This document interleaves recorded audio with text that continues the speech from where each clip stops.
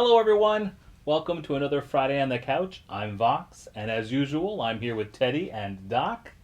We're here to give you our straight up, honest opinions about the movies we're watching, so you know whether to spend your time on them or not. Tonight, we have another heavily marketed Netflix original, but this one for the holiday season, we're watching Jingle Jangle, A Christmas Journey. Seriously? It isn't even Thanksgiving yet, and we're watching a Christmas movie? I'm so excited. Yes, Doc, we are. Can't this wait till, I don't know, December? No, Doc, it's new. If we wait and do our review after, it won't be as timely. You remember what happened with Vampires vs. Brooklyn. Everyone had already seen it, so we lost our impact. I can't wait. Turn it on. Turn it on. Okay, Teddy. Here we go. If you know the name of the movie you'd like to see, press 1 now. For a list of movies in your area, press 2 now. To get reviews from Friday on the Couch, press 3 now. In a world with unlimited choices, but limited time, 3 friends have come thumbs in hand to show the way. Have a seat, kick off your shoes, and join them for Friday on the Couch. Rather than successes, some assembly required. Do not tread the toe.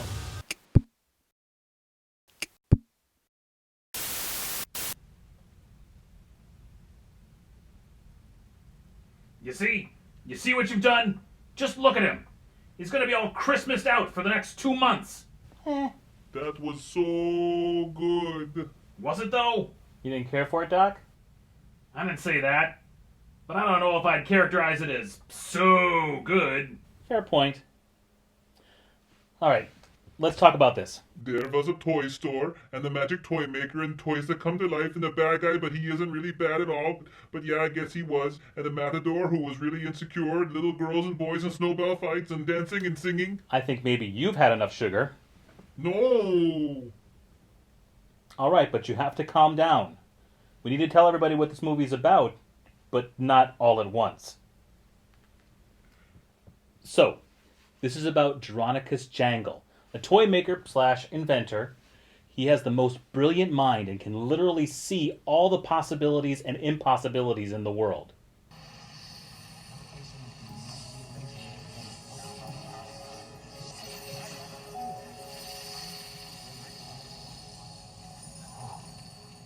His inventiveness is so profound that it can turn impossibilities into possibilities. He has a toy store and everyone loves it there.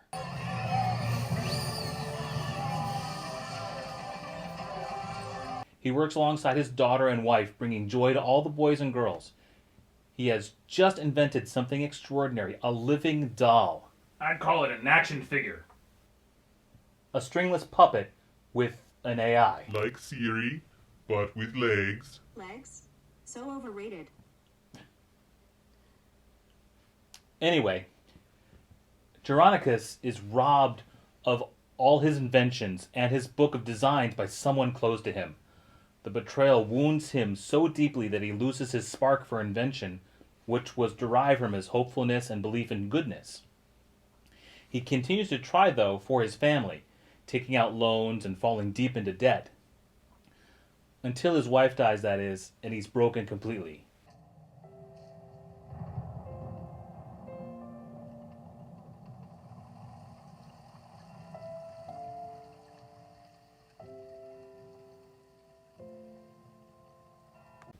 He sends his daughter away and turns the once great toy shop into a pawn shop. Years pass and the bankers become impatient, insisting he has until Christmas to pay back his loans or to produce the something amazing he has promised so many years ago. Either come up with the money you've borrowed by Christmas. It's just a few days away. Or show me the revolutionary invention you once promised. With few days remaining, Dronacus is failing to make his invention work until his granddaughter, Journey, arrives unexpectedly. I'm Journey, your granddaughter. My granddaughter's name is Jackie. Something with a U. Justice, Jupiter, June, July. She's inherited the spark of magic he once had.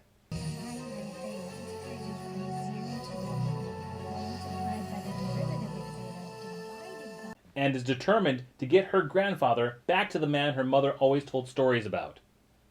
Journey and the shop boy who fancies himself Jangle's assistant find the miraculous invention he can't make work, and they get it to work.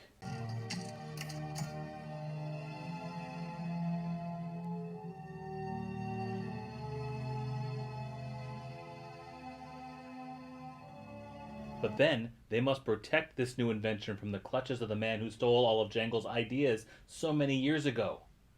Because he's run out of stolen designs and needs a new toy to market for Christmas season. Or I will come up with something even better. And you want to know why? Because I'm the Toy Maker of the Year, Toy Maker of the Year, Toy Maker of the Year. Bum bum bum. Will they save the day? Will Jangle get his spark back? Will the toy shop be closed? Will the family get back together? Will the postal lady ever get Veronicas to give her a kiss? Oh. How did that get there? All this and more is contained inside this movie. Okay, Doc. You seem to have some issues. What were they? It's fine. It's just, I don't know.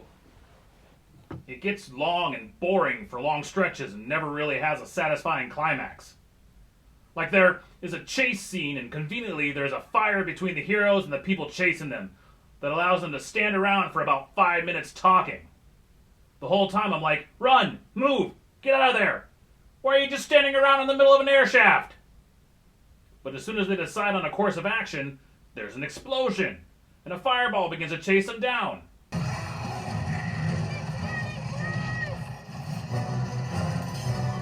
As if the fire was waiting for them. Ahem. Excuse me.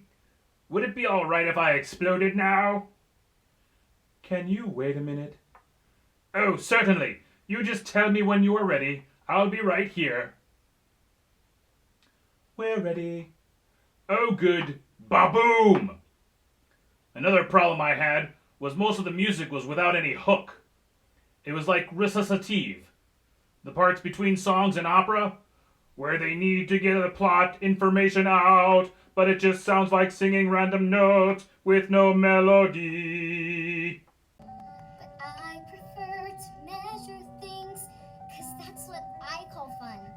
There are some exceptions, though, and those are frankly the best parts of the film, those musical numbers.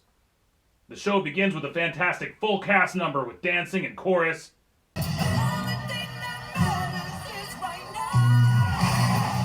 Then near the end, there's another. That's even better.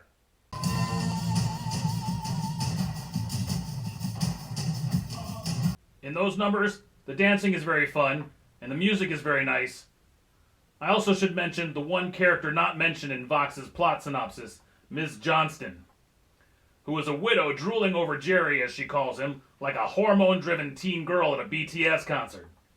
She has the best solo song in the show called Miles and Miles.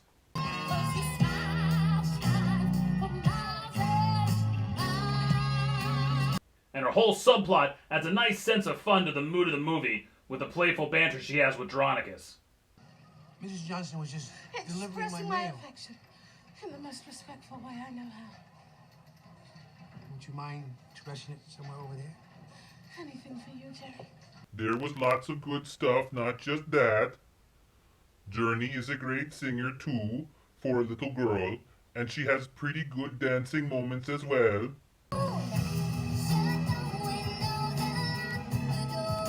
Although, I think she may be bow-legged. But that makes even more impressive that she can be so graceful. The costumes are perfect, so colorful and vibrant. Colorful is vibrant by definition. Shut up.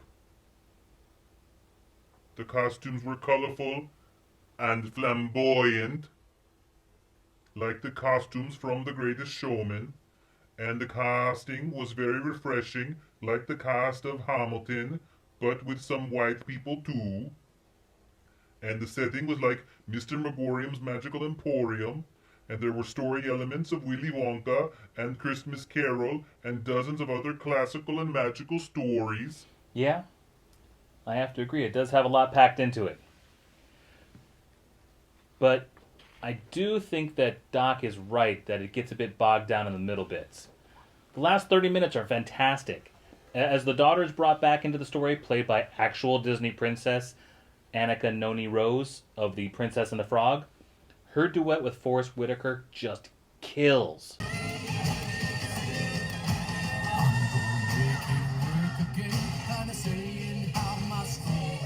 The first 45 minutes are also quite strong, up to and including the introduction of Keegan-Michael Key as Gustafsson, who also has a very nice vocal moment a la King Herod in Jesus Christ Superstar, by way of Little Shop of Horrors, in the song Magic Man G.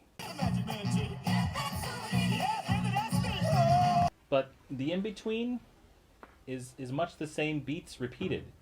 Journey wants to talk to Grandpa, but he can't be bothered. Journey wants to help Grandpa, but he has other things to do.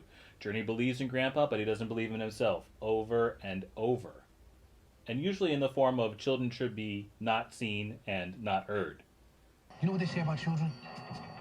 They're a creative vacuum. And I can't. I don't have time for this. Didn't you understand? But Grandpa, I don't want to. Talking. I was just trying to tell you. I need you to go to bed.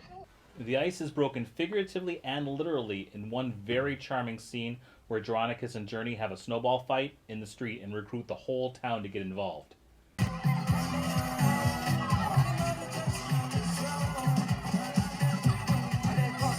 But afterwards, it seems to be right back to where they were. The driving force of Geronicus emotionally is his self-pity. And that is a hard emotion to depict in film, without becoming maddening for the audience, who rightfully want to shake him and tell him to see what he's passing up. I know that's the idea that the filmmakers were going for. They want that strong emotional reaction. But for me, it's a bit too much of the same one-note emotion over and over and over again. I will say, though, I was pleasantly surprised with Forrest Whitaker's singing. My inventions were born while my girls cheered me on. I really didn't think that he'd measure up to a cast full of Broadway and musical stars. But he does. As does Keegan-Michael Key. One other big complaint I have is completely technical. I have a rather high-end 70-inch TV and a full Bose surround sound system. And about midway through the movie, a character is introduced. And I'm not going to tell you much about this character except to say that his voice is digitally processed. But the problem is, his voice is so much quieter than the rest of the cast. When everyone else speaks, they can be heard fine over top of any music or sound effects that are going on, but not him. I watched it back with subtitles just to see, and for every one line I could hear, there were two that I'd missed and were not able to make out.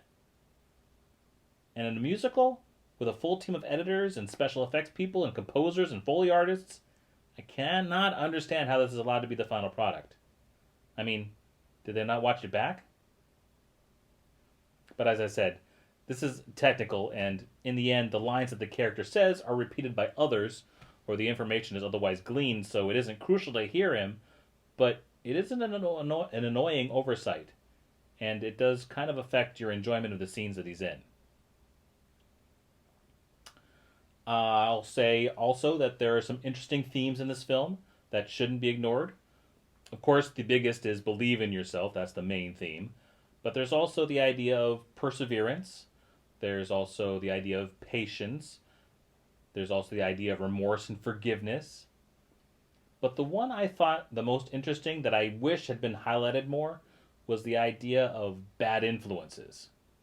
That the wrong voice in your ear at just the right moment can change everything about you in the worst ways. It's basically the story of the Star Wars prequels, but told in a much better way with no Jar Jar. No, Mrs. Stay. So, let's give our ratings.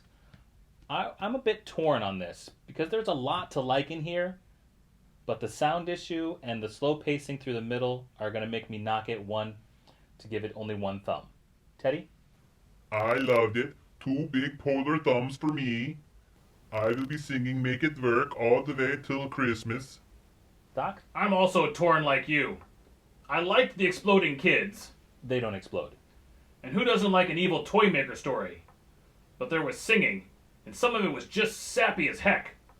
So, 1 thumb for me. Okay.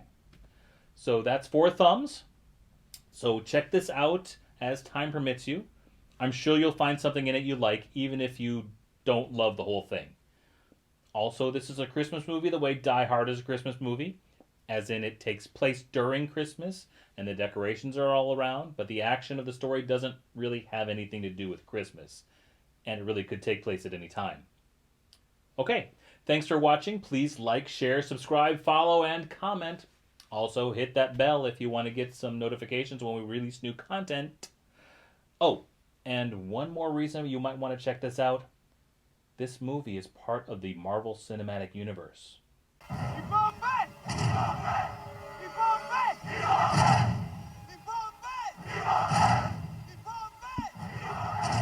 We will see you next week right here on the couch. Until then, have a great today, tonight, and tomorrow. Bye. Bye.